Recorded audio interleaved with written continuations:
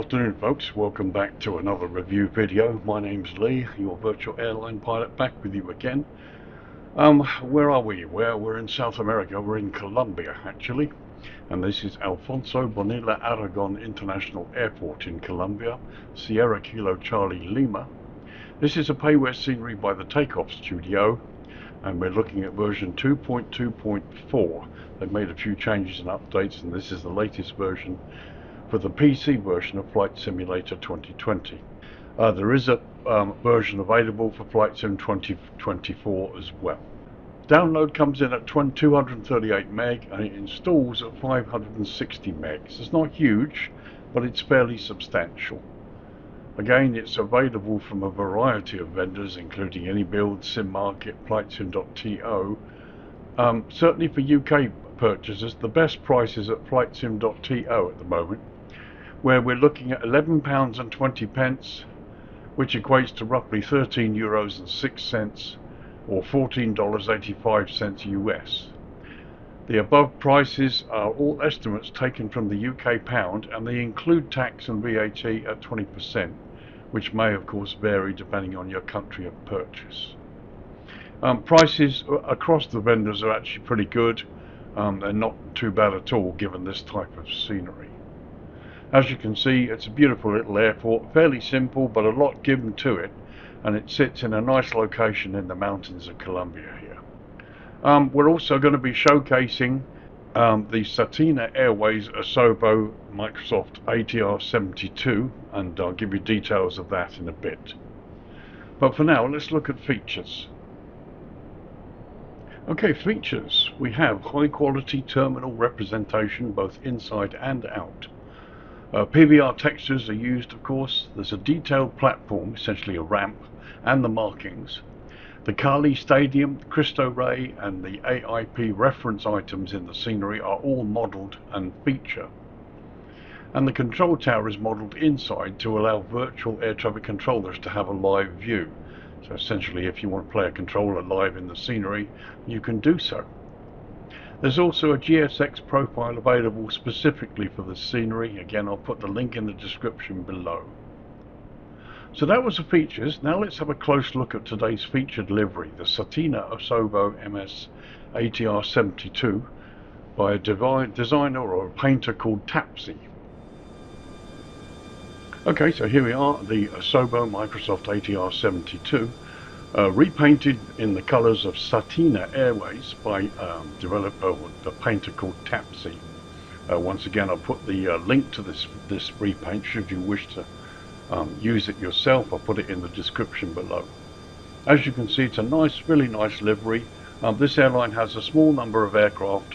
They also have Embraers that they use to fly across Colombia and parts of Central South America.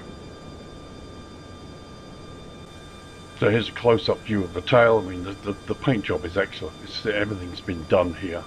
I can see no flaws at all, even the flag there. It's a beautiful representation of the tail. So there's the tail cone, and we move towards the front of the aircraft, and you can see the stairs at the back there.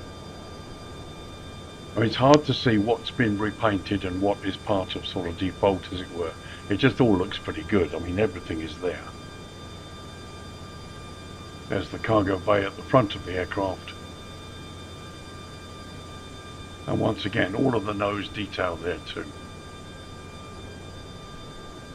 So as we go across the top of the aircraft there, you can see the rest of the livery on the open cargo door.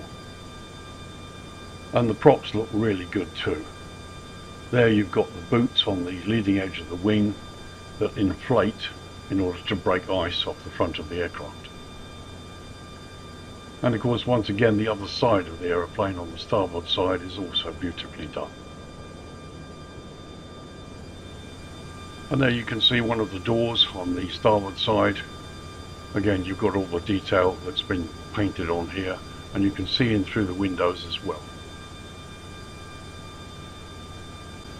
And we look beneath the starboard wing, and you've got the decals there on the landing gear cover, and the landing gear itself looks pretty good.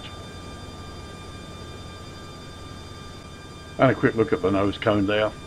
Again, no issues at all with the detail. It all looks pretty impressive. So let's enter the aircraft inside and see what we're presented with. So we've got the typical rear galley of the aircraft here. And there we are looking forward. And as you can see, it's all one class, but not much detail has been added inside the cabin. And there's the front of the aircraft, and actually the forward door there is closed, so we can't actually see the loading bay as such. So there's the cargo bay on the port side. Not much to say about it really, but you know, all of the details on the aircraft are there, right down to the small signs here. And you've got the emergency exit on the port side here too. So all in all, quite a nice paint job really. Although not much, if anything, has been done inside the aircraft.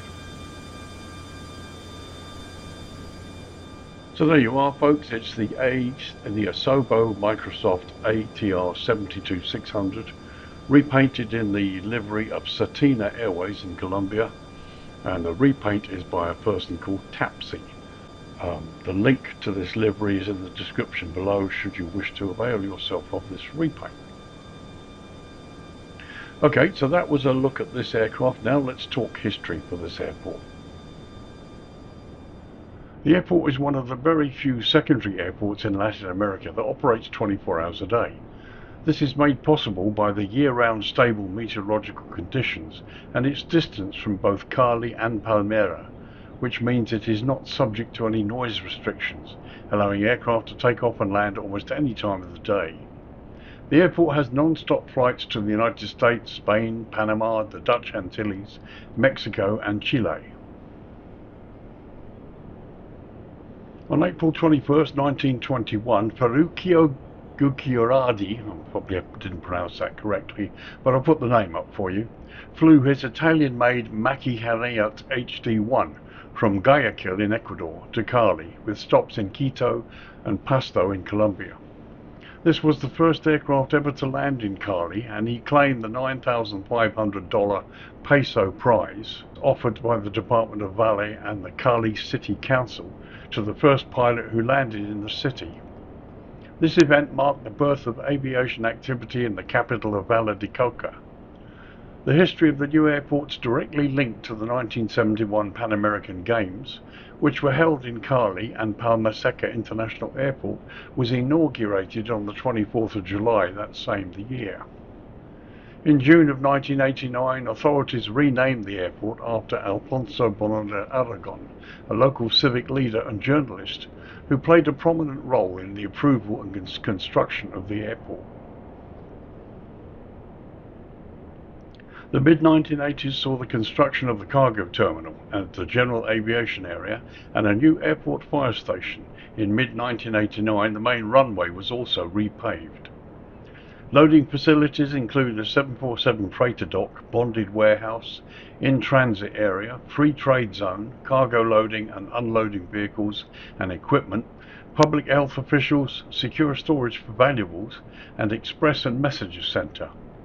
Avianca has an executive lounge on the top floor of the domestic satellite terminal, offering free Wi-Fi, cable TV, a wet bar and snacks counter, free newspapers and charging ports for mobile devices. Some 13 airlines and 3 cargo airlines use the airport, including Aeromexico, American Airlines, Copa Airlines and both Avianca and LATAM and their cargo subsidiaries. So there you are, a brief history. This airport's quite useful. Not only does it have lots of sort of international and domestic flights, but it's really useful as a diversion airport for Bogota, which often features sort of low level, low visibility conditions. Okay, so that was history for you. Let's now look at this runway in detail. Okay, so runways. So I've lowered the lighting. It's now 6 p.m. in the evening local time. 25th of April 2025 is the date of this video, and here we are looking down the single runway. So the airport operates a single runway 0220 measuring 9,843 feet or 3,000 meters and is constructed from asphalt. The airport lies at a relatively high elevation of 3,162 feet or 964 meters and sits within the GMT UTC -5 hours time zone. Now, Colombia does not observe daylight saving time or DST, and with the UK now 1 hour ahead on British summer time, the airport is currently 6 hours behind the UK. So we're currently looking down the threshold of runway 02, which features high intensity runway lighting, centerline lighting, approach lighting system with sequence flashing lights, and precision approach path indicators on both sides. Now, as you can see from this shot, they've got everything right. There's the centerline, the double pappies, the high intensity lighting, and the approach lighting system with sequence flashing lights. The only thing that they've left in the scenery, which isn't on the charts, are the runway end identifier lights, which you can see are flashing here. But as I've said many times before, I'm not really going to complain about that at all. Anything that helps you identify the runway and make a safe landing, I'm quite happy to leave in the simulator. It's when things that are missing that really should be there is when I sort of get a little bit annoyed about it, but perfectly acceptable. So approaches for this runway, you have standard instrument landing system with Y and Z approach options. There's a localizer approach option, and there's an RNP and a VOR approach option as well. So everything you need to get into this runway. So let's check out the other end, runway 20. So here we are looking down the slope of runway 20, which has the same high intensity runway lighting. There's the center line. And again, you've got pappies on both sides. No approach lighting system here, and again, that's missing on the chart as well. So all of this is correct, and again, here we don't have the runway end identifier lights that they've got at the other end. So this end of the runway is actually absolutely perfect as per the charts. You've got the windsock there to the left. Only two approach options at this end. You have RNP, Y and Z approach options and a VOR approach. There's no instrument landing system at this end, which probably accounts for the fact why you don't have any approach lighting.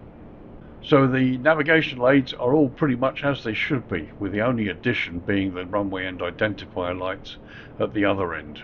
But the runways are nicely lit for landings at any time of the day or night. Okay, so that was the runways. Now let's do a jetway test.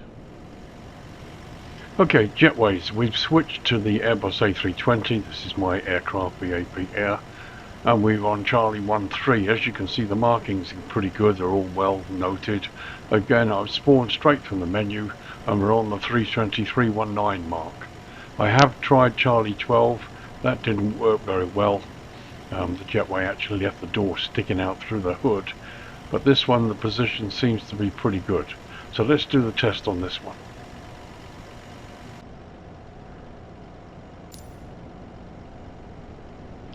Well, that's interesting. These go down a little bit, and it's heading straight for the doorway. Looks to be a pretty good connection. Well, it's gone right in through the skin, unfortunately, but it's close enough. Let's get a closer look. Well, the connection doesn't look too bad. We're a little bit off again at the bottom here. Let's have a look from the other side. So it's not too bad, but as you can see, the edge of the jetway is away from the aircraft. There's a gap there, and again you can see clearly the hood has gone through the skin of the aircraft. Nevertheless, let's look inside the jetway end. So there we go. We're connected to the jetway. We're at the right location. Unfortunately, we have a big gap here, and of course this has gone through the skin. But the door looks to be okay. It doesn't look to be infringed in any way. Let's have a look out from inside. So there's a view looking out from the inside of the aircraft. You can see the floor is lowered and it's not quite reached, so that's a pity. And also, once again, I'm going to shout out to the developers. When you've got a connection with a jetway, let's have these doors open. Let's have them open so that people who use GSX can watch the passengers go out and up the thing without going through the doorway. And then when the jetway is disconnected, you can have these back. I really would like to see this animation type thing appearing in sceneries now. And there you can see the hood has gone through the skin into the cabin, unfortunately. Now, interesting enough, the hood has gone through the skin, but you can't see it in the cockpit, so my thoughts are that it's gone through the bulkhead behind, really, which is fine. Okay, so let's disconnect the jetway now. Once again, the hood springs back, door closes, and the jetway moves back. It's not a bad animation, it's perfectly okay. I actually quite like the way that these go up and down to lower themselves to the aircraft. But yeah, you know, it needs to work a bit better in order to fit the side of the aircraft properly. And also, when it's connected, as I said, I'd like to see these doors open, please. Let's see how many developers start working on this issue. So there you go, that was a jetway test. Let's get down to the scenery proper now, have a good look round and explore it and see what we're presented with in this version of this product.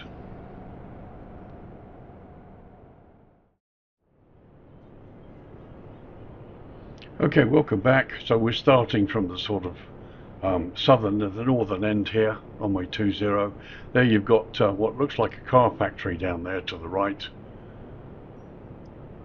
And you know, it looks good. You've got lots of little bits and pieces. You've got tugs, unfortunately, going around on the grass there.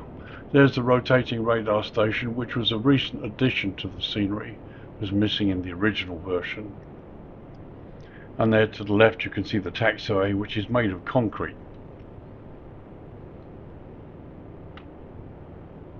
So here you've got various buildings, all nicely weathered and detailed.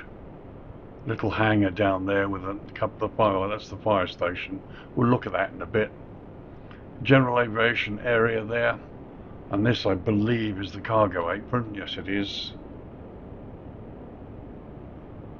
Right next to the fuel farm there, which is just sort of landside, as it were. So we're coming to the main apron. Here you've got satellite piers, 2 of them. And the ramp looks great.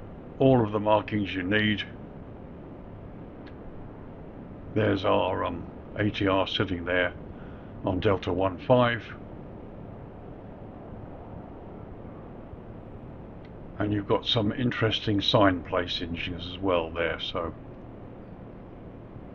as we come out to runway 02 threshold, let's take a moment to have a look at the signage during the daytime.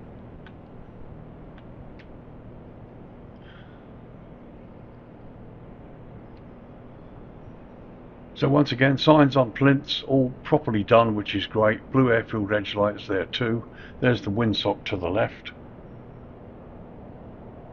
And here's the entrance to runway 02, and as you can see, you've got 2 options to enter, both at Cat 1 there, and the signage again on plinths, all properly done. And you can see the approach lighting system here too. So all looks pretty good. So there you've got the airside fence there to the left.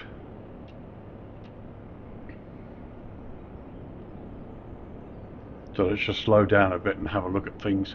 This is nicely modelled. I like the way the foliage is up on the fence there too. That's a nice feature, all a bit different, not seen that before.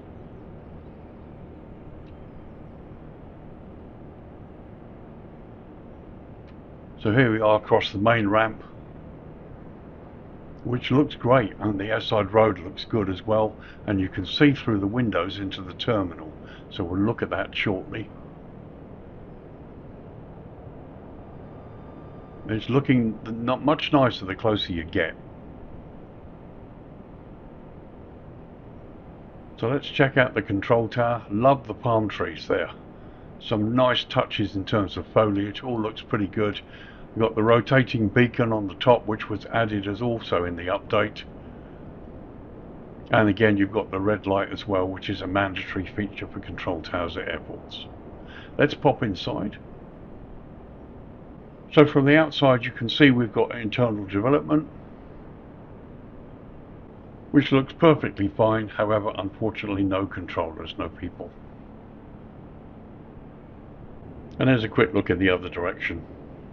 like I said, I've said many times before in some of these reviews, I fail to understand why developers go to this length to make a nice terminal, a nice control tower interior, which is fully featured in the features list, but we've got no controllers or no option to put them in. But here you've got Stand Bravo 11, which is really nice. I mean, these palm trees just really make the effect.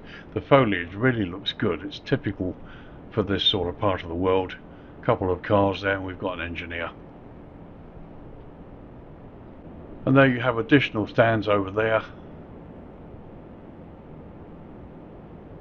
And there you can see the detail on the ends of the jetway doors, which is really good. You can even see the control panel.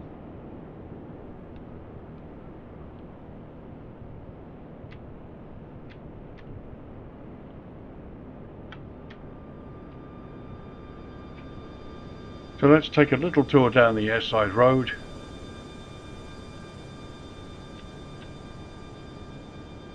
Oh, you've got a couple of animated people around here and there. And the jetways are open, they're sort of the windows, so if you use GSX you should be able to see people walking along there. Here's the airside road with various baggage vehicles and bits and pieces. There you've got an animated passenger walking there to the right. But all of this looks pretty nice. And we've got the odd engineer standing around on the ramp too.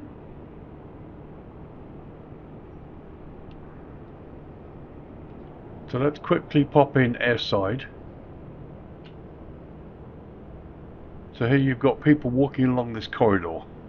I'm not sure where the start of it is. And there you've got others.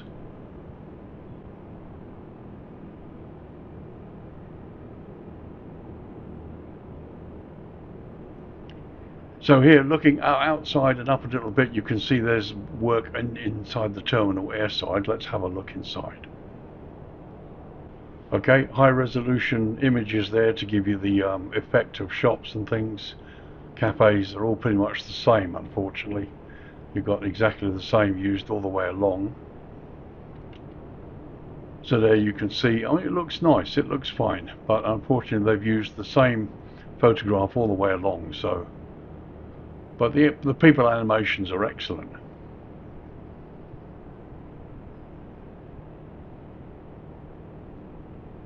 Very nice indeed. Well, let's see. Let's have a look at the signage first. Okay, go up close and it gets a bit blurred. It looks better from about there. Yeah, so this looks to be check-in landside, but as you can see there's no barrier or security or determination between landside or airside. No staff, no passengers. There are a couple of bags on belts there. And yeah, obviously this is as far as the developer wanted to go. And it looks okay. That's really all I'm going to say about it. It's not top-notch, but it looks okay. However, some of the foliage looks good. Oh, we've got people going down into the concrete there. Okay, little things like that probably needs to be fixed. So a quick close-up of the stand I'm on. There you can see the ground markings. And I've actually spawned from the menu, and it would appear that I've spawned directly onto the ATR42 mark, which is correct here. So this should work with the GSX profile, should work quite nicely. But all of the detail here is just as you'd expect it to be for airside. So once again, here's a daytime view looking through the flight deck. As you can see there, we've got passengers walking about. I get the feeling this will probably look a little bit better during the darkness hours, but it doesn't look too bad at all, to be honest. It's quite realistic. There's the view through the captain's window. And there we are looking across through the first officer's window. And again here you can see people walking. So obviously with an ATR on the stand here we probably wouldn't be using the jetway.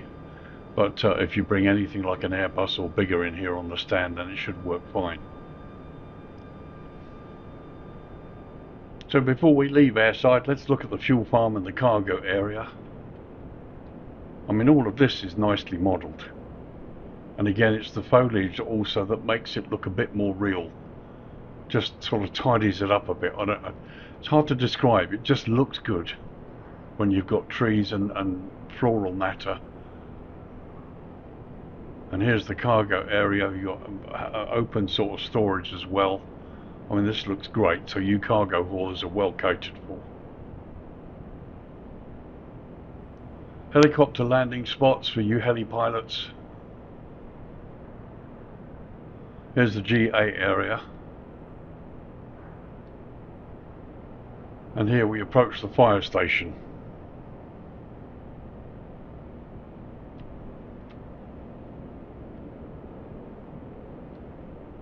And that all looks pretty good. So standard Scorpion fire tenders, all kind of low detail, but they're okay. So let's pass back landside now. We go across the fence line to the rear of the cargo area. And there you can see we've got cargo trucks and various cars. The landside road is done in 3D, which is a big plus as far as I'm concerned. And the fuel farm is actually very detailed, considering. And as I said, the way the foliage and the trees are placed are really good. They really make the place come to life a little bit. So you've got lots of sort of car parking there with solar panel roofs, which is a big help. So here we come landside of the terminal area. And you've got this big car park here, and quite a nice different array of vehicles, not too much repetition. They all seem to be in their slots as well, which is a big help. And again, little trees here and there just make it for me. And as we come out landside the approach road to the airport, and you've got one or two buildings out here. I mean, look at this, the approach road is huge and goes all the way out there, and I can even see signage. So I'm assuming this is some kind of hotel. So a nice building. This is obviously some kind of hotel. Nothing marked on it to say which hotel chain it is. And you've got an attempt at parallaxing here, which doesn't look very good during the day here. But as you can see, the approach road, all done in 3D with lights, and that goes on forever. Excellent. It's not too bad at all, really. It looks pretty good. Taxis, buses, there's the airport and the name. And here we've got the upper departures level, I think.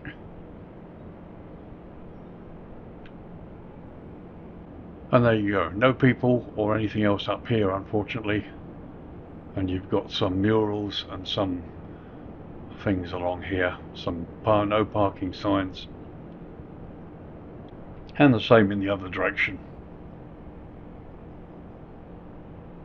So here's the lower level. You've got some taxis there and a bus,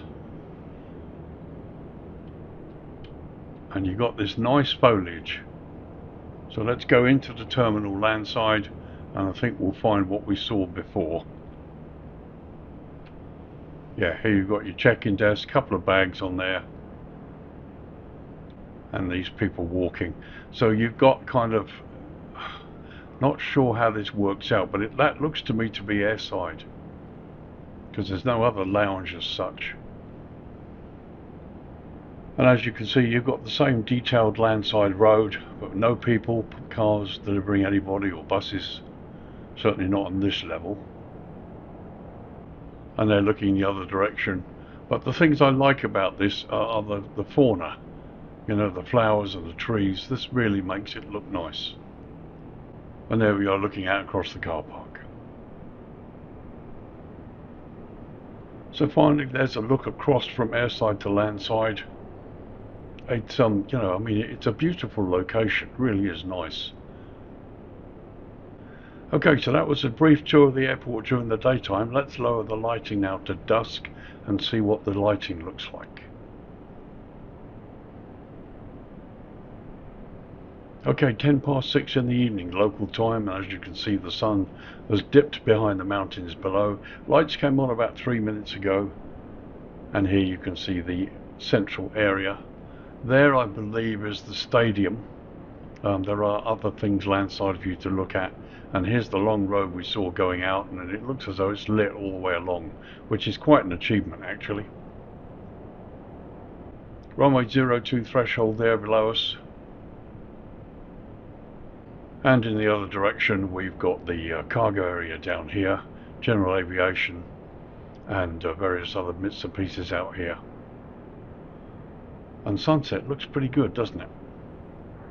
And there you've got the beautiful mountain range to the north, east of the airport. So really, it's going to be really nice coming in here and doing a descent on clear weather over these mountains. Once again, the view from the flight deck. I really can't make out why these blur. When you look through here, they're blurred. When you look at them outside, they're perfectly crisp. Light's a bit brash here, but it's good enough, and again you can see people walking along here, which is useful. There's a view through the captain's window and looking out through the first officer's side.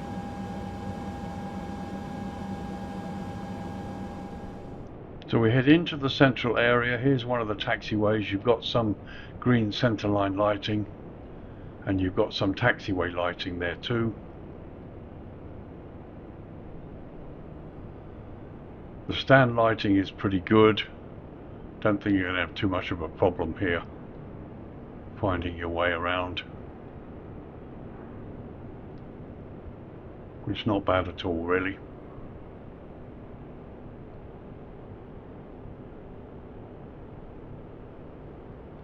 It's very nice, very subtle, it's not overdone, and again no globes floating around here.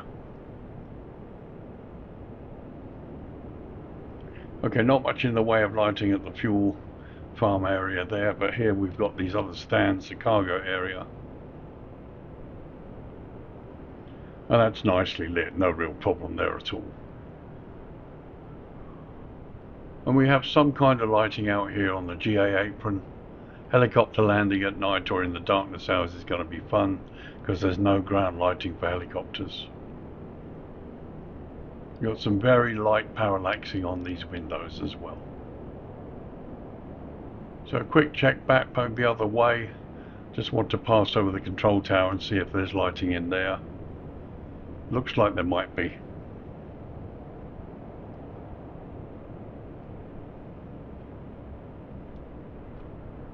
Just slow this down a little bit. But overall this looks nice. Again, one of these airports that looks better during the darkness hours. So here's the tower. Yeah, we've got some sort of mediocre lighting in here. A lovely view of the mountains there as the sun disappears. And there you can see the landside area of the terminal, which is quite nicely lit too, although this looks pretty good to be honest. So a close-up view of the ramp. As you can see, the light is providing plenty of light for you to find your way into the stand. It's not really going to be an issue there. And just a quick look inside through the windows here. This is fairly dark. No people or anything either in this part of the building.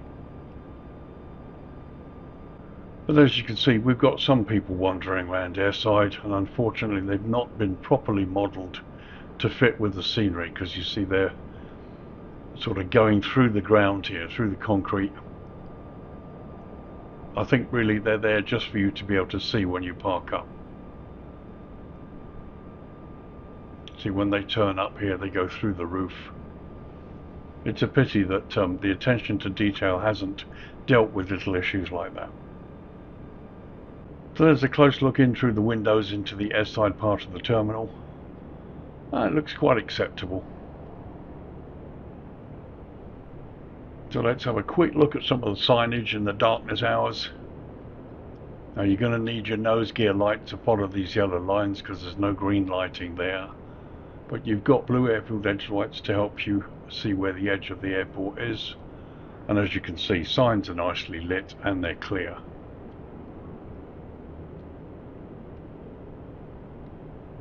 No real issues there.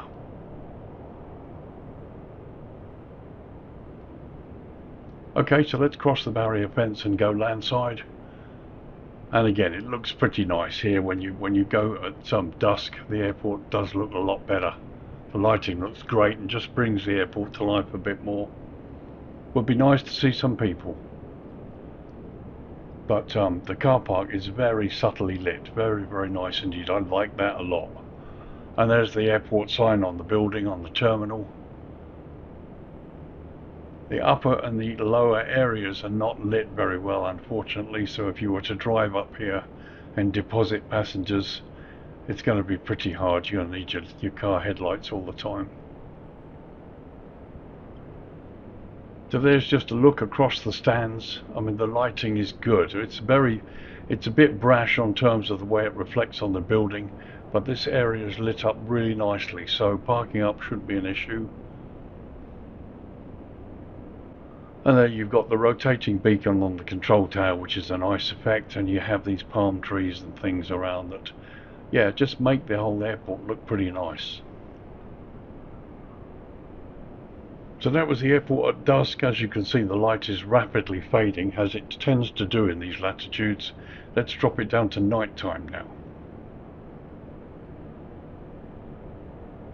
Okay, 10 PM local time, and as you can see, we are fully into night mode here, and you've got the city over here in the distance. There's the stadium, which I will leave you to look at because there's a few bits and pieces off airport to be explored. You can see all of the blue airfield edge lights, which are a big help. You will need your nose gear coming off the runway to get into the parking area, but the lighting is pretty good here. And again, you have this mixture of tungsten yellow lighting used here and white LED lighting used here.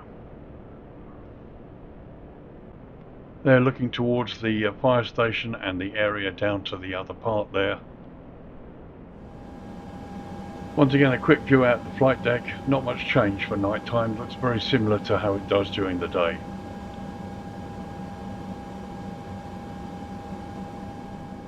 So we'll do just a quick pass over from the S side here, part of the terminal.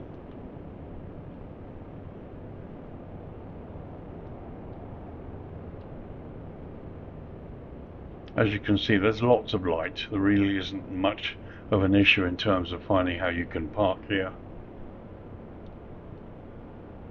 The lighting's quite nice.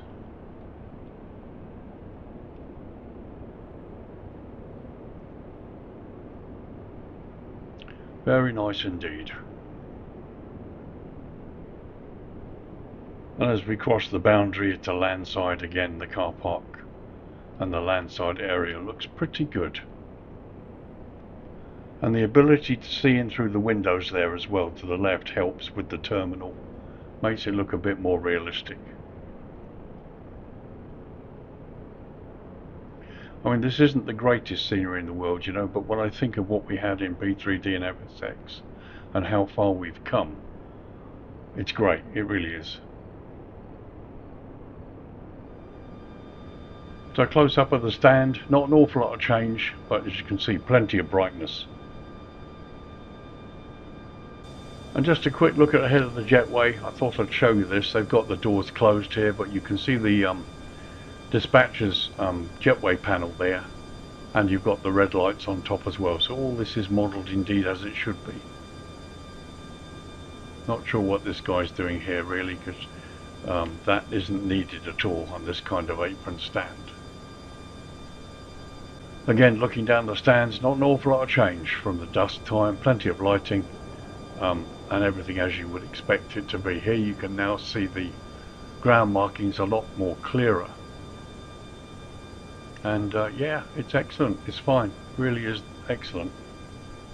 And then looking in the other direction, you've got the cargo apron here, and you've got some minimal lighting here as well, which should help you. Okay, so that was a brief look during the night time. Hopefully I'm in the right position. Let's bring the dawn up now. Okay, 6:15 in the morning and the sun's up behind us, which has just risen over the mountains behind us as well. And this is what it looks like. You've also got this additional parking area here. There's the hotel we looked at briefly. Fuel farm to the right. There we're looking north. To be honest, the taxiway looks a lot better at this time of the day too. There's the cargo apron. And looking to the south. And finally the sun rises over the mountains in the east there. Very, very nice. Okay, 7:15 in the morning. It's an hour later. Time to wrap up the review and give you my thoughts and conclusions.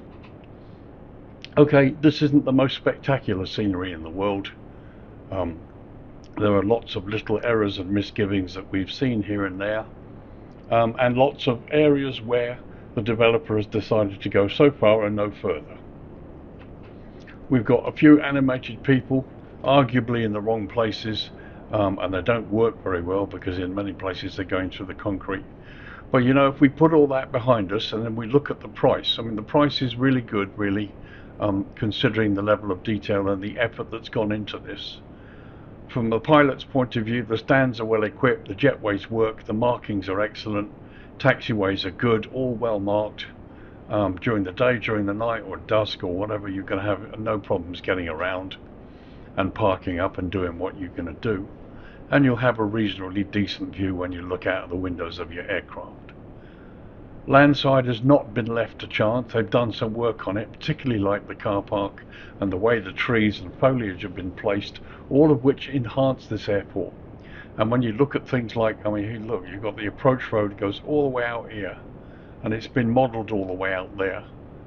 And they've modelled all of the little car park covers here as per the real airport. You know, and again, the foliage placed in various places just makes this come to life a little bit more. This is not a bad airport. This is really quite a good airport. It's a very good airport at a very competitive price. Okay, it's not Fly Tampa and Pyro Dev Company, but you know, it's in a beautiful location. Coming in here, doing an ILS approach and descending in over these mountains, I think it's going to be nice, and it's a place that really needs to be flown into and enjoyed. And the developer's done a good job. They've chosen how far they want to go and no further, and I'll accept that. My only real criticism is that I'd like to see more people in the right places, and it would be nice to see landside developed a bit more. A couple of people getting out of cars or buses and going into the terminal. I mean, the place is ripe for much more development should they wish to go that far. At the moment they obviously don't want to do that, and that's fine. And if this is the airport that you want, and let's face it, South America is now getting a lot more attention, then so be it. This is, you know, this is a must-have. It's certainly a very good representation of this airport at a very good price. And yeah, Colombia is now beginning to feature prominently in airport sceneries, and it's something I think that you'd need to have. Let me say at this point, thank the Teikof studio for sending me this copy. As ever, the thoughts and opinions are my own. They haven't been influenced by the developer, but I thank them for sending me the copy for review, and I apologise for the delay in getting the review out. There's been a few things I've needed to do before I've had to bring this one along. But I'm happy to have spent the time having a look at it. It's great. It's no problem at all, really. It's a really nice modelled airport at the right price. So there you are, folks. It's ALFONSO BONILLA ARAGON Airport in Colombia, Sierra Kilo Charlie Lima. It's a payware scenery by the Teikof studio, and currently in version 2.2.4 for the PC version of Flight Simulator 2020, and there is a 2024 version available too. Downloads at 238 meg, and installs at 560 meg. It's available from a variety of vendors depending on who you normally buy from. You can get it from Inibuilds, Simmarket and Flightsim.To. I found the best price at the moment from Flightsim.To, which is £11.20, which equates to €13.06, or $14.85 US. As ever, those prices are taken from the UK pound, their estimates, and they include tax and VAT at 20%, which could be different depending on where you are when you make the purchase. Plenty of features, a couple of bits and pieces and places of interest for you to explore off the airport, which I haven't looked at. And it's really nice. There's also a GSX profile specifically been created for this airport. That's available on Flightsim.To. Again, the link in the description below. And today's featured livery was the SATENA Airways ASOBO ATR-72 by a painter called Tapzi. And again, if you like that and you're interested in it, I'll put the link in the description below as well. So there you are, another nice little gem of an airport, sitting in a nice location that really demands to be flown into. You know, you've got to have a look at this place. The runway, to be honest, looks longer than the 9,800 feet it's supposed to be. That may just be an optical illusion given the altitude of this airport. Anyway, thank you for watching, thanks for joining me. That's pretty much it for this week. I'm going to try and get a little adventure video out later on. I did another sector of my world tour, and I think I did a landing into Cairns. So that's something I'm going to try and bring the video up for you. So take care, thanks for watching, thanks for joining me, and I will see you in the next video review. My name's Lee, you guys take care, fly safe, and I'll see you in the next review. Bye for now.